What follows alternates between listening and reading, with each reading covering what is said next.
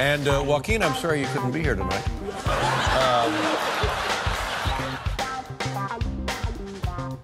Number 10, Joy Behar versus Meghan McCain. The View.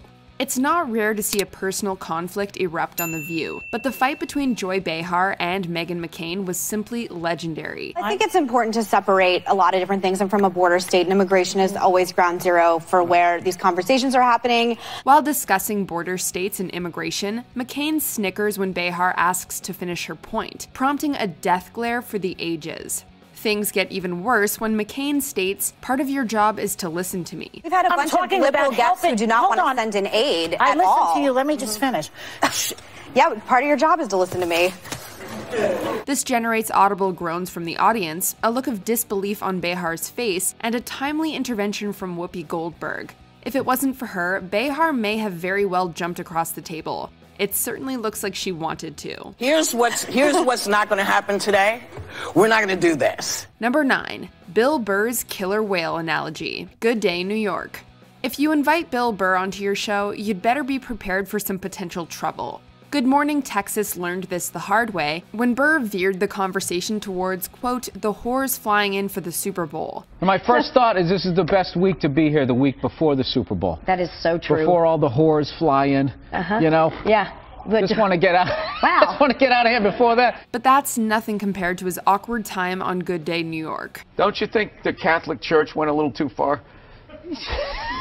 More so than my cartoon. All right, listen. A couple of jokes. I know this is a morning show. You can't bring up all those crimes. Host Rosanna Scotto accuses Burr of being disrespectful to Christians, prompting Burr to discuss the rampant controversy within the Catholic Church and comparing its response to SeaWorld moving around violent killer whales. The hosts awkwardly smile and claim to not know what Burr's talking about, possibly because they don't want to discuss such serious topics on daytime TV. You know, like those killer whales at SeaWorld, after it kills a trainer, they'll then move it up to Seattle. They don't give them their background. All right, I'm not totally following, but I don't think I want to. You know what I'm talking about. It's a morning show. I understand. Daytime TV. Number 8, Megyn Kelly versus Jane Fonda. Megyn Kelly today. All right, Jane, so you've got to take us back, because you two have known each other for a long time. Yeah. A long time, almost 60 years. A very long time. Yeah. So take us back to that time in Paramount Pictures when you were first getting to know, and you're walking down with Bob Redford in front of the secretaries. In September 2017, screen legends Jane Fonda and Robert Redford appeared on the short-lived NBC daytime talk show Megyn Kelly Today. Despite a rather jovial beginning, the conversation quickly turned sour when Kelly brought up Fonda's plastic surgery. You admit you've had work done, which I think is to your credit, but you look amazing. Fonda was visibly uncomfortable with the line of questioning and steered the conversation back towards her movie, but the damage was done. The rest of the interview was rather uncomfortable, and Fonda's body language made it clear that she was not enjoying her time on the show. Kelly was heavily criticized for her performance, and many people questioned her capability as a daytime talk show host. Let me tell you why I love this movie that we did, Our Souls at Night, rather than plastic surgery. Number 7, Tom Cruise on prescription drugs and psychiatry. Today.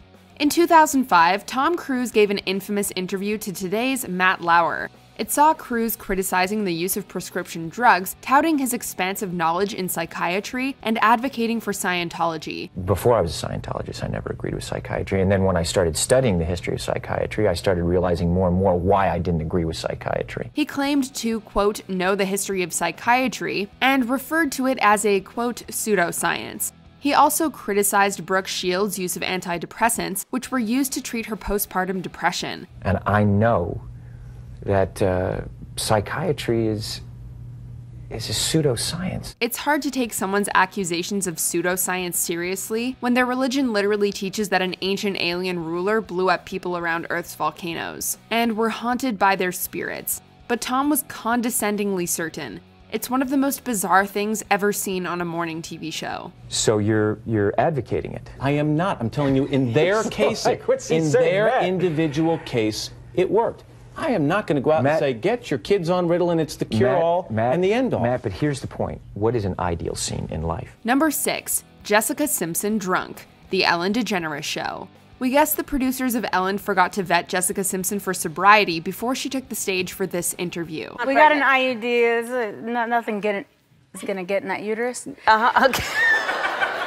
I'm not touching that. Simpson later admitted to Today that she was drunk at the time, calling the interview a weak moment and stating that she's too embarrassed to watch the footage. This includes Simpson slurring and repeatedly stumbling over her words, getting personal about contraception, and lots of bickering with DeGeneres. Silicone tails. Really? Yeah, no, they had manhandlers. They carry them? It's not called manhandlers. No, women handlers. No, they had to be carried if they had to pee, right? Because they can't pee on my children. Right, but they were women. All the while, the clearly frustrated host keeps giving Jim Halpert-esque glances to the camera, knowing full well that the interview has gone off the rails and careened into a ditch. She couldn't wait to cut to commercial. No, I mean, you know, my besties that understand me, but 7 years, Number 5, Mackenzie Phillips discusses her father, The Oprah Winfrey Show, and Today. Mackenzie Phillips is an actress best known for her roles in American Graffiti and the CBS sitcom One Day at a Time. In 2009, she appeared on The Oprah Winfrey Show to promote her memoir and revealed some horrifying accusations about her father, musician John Phillips of the Mamas and the Papas. I don't remember how it started, or thankfully how it ended. She alleges that John took advantage of her when she was a minor. She discussed these accusations in further detail on Today and defended her father's actions, referring to John as a sick man rather than a bad man. Semantics aside, it doesn't get much more disturbing than this. And I need to take a moment to say that my father was not a bad man. He was a very sick man. Number 4, Kelly Osborne on Latinos. The View. The immigration problem is a problem, and it does need to be addressed, and it does need to be fixed. Interesting. But making those comments, those racist comments, do not help. We return to The View for an infamous comment from Kelly Osborne regarding Latinos. Osborne infamously claimed that if Trump kicked every Latino out of the country, then no one would be around to clean his toilets. And if you kick every Latino out of this country, then who is going to be cleaning your toilet, Donald Trump? Oh, that's no. In the sense that, you know what I mean? This resulted in audible groans from her co-hosts, and Rosie Perez condemned her comment by saying, quote, "Latinos are not the only people to do that."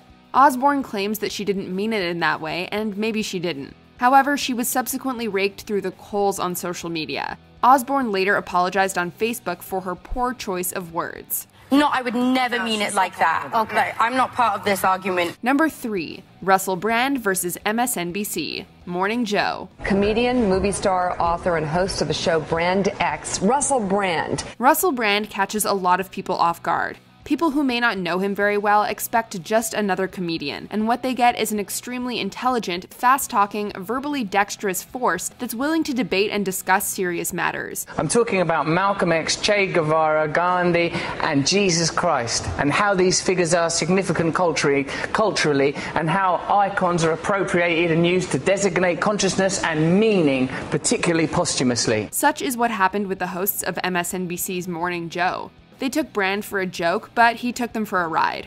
The hosts come across as incredibly patronizing and shallow, while Brand uses his verbal dexterity to put them in their place. You're a powerful woman, you've got a lovely job. What seems to be the trouble? I don't know. You've got hair like Princess Diana. Oh, wow. The whole ordeal is equal parts horrifyingly awkward and wonderfully satisfying. These people, I'm sure, are typically very, very good at their job. What is it? You're conveying news to the people of America. Number 2, Dakota Johnson's birthday. The Ellen DeGeneres Show. It's good to see you. Happy belated birthday. When was your birthday?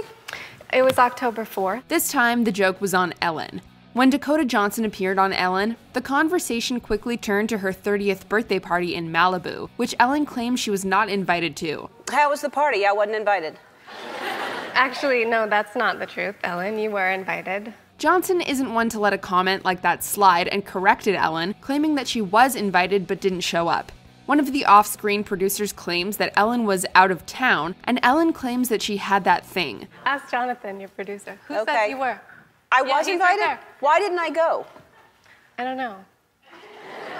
Was it? Oh yeah, I had that thing. In the end, Ellen concedes and admits she didn't want to go all the way to Malibu for a party. There's nothing more uncomfortable than being caught in a lie on national daytime television. This isn't going well. No! Before we unveil our most cringeworthy number 1 pick, here are a few honorable mentions. Cara Delevingne called the wrong name and told to go nap. Good Day, Sacramento. We'll let you go then. How about that? We'll let you go take a little nap, maybe get a Red Bull. How about that? Cara Delevingne, thank you so much. Wendy Williams calls a guest weak. The Wendy Williams Show. You're weak. You're weak. No, you're very, very weak. You waited, and your friend saw it. She waited. You were like this, and you waited for other people to clap. You are not my people. Tom Cruise jumps on Oprah's couch. The Oprah Winfrey Show. Have you ever felt this way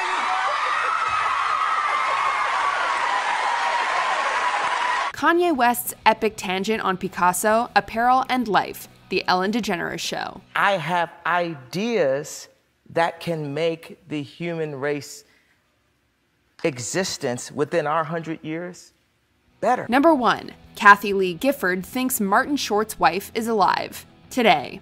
On August 21st, 2010, Martin Short's wife of 3 decades, Nancy Dolman, passed away from ovarian cancer. I mean, it was a 3-year illness but she was ill for 6 months at the end. Unfortunately, today's Kathy Lee Gifford didn't know this, and it led to an incredibly awkward line of questioning. Gifford asks Short how long they've been together, states that they often make each other laugh, and even asks him why he still loves his wife. And he and Nancy have gotten one of the greatest marriages of anybody in show business. How many years now for you guys? We married 36 years. Fortunately, Short handles the situation with saintly grace and doesn't give any indication that the questions have troubled him. In fact, if you didn't know that Dolman had passed away, this segment would come across as cute and charming. But with that knowledge, we can't help but cringe in absolute embarrassment. Some of the other segments are funny to watch, but this one just hurts. But you're still like in love. Madly in love. Madly in love. Why? Cute. I'm cute. Did you enjoy this video? Check out these other clips from WatchMojo and be sure to subscribe and ring the bell to be notified about our latest videos.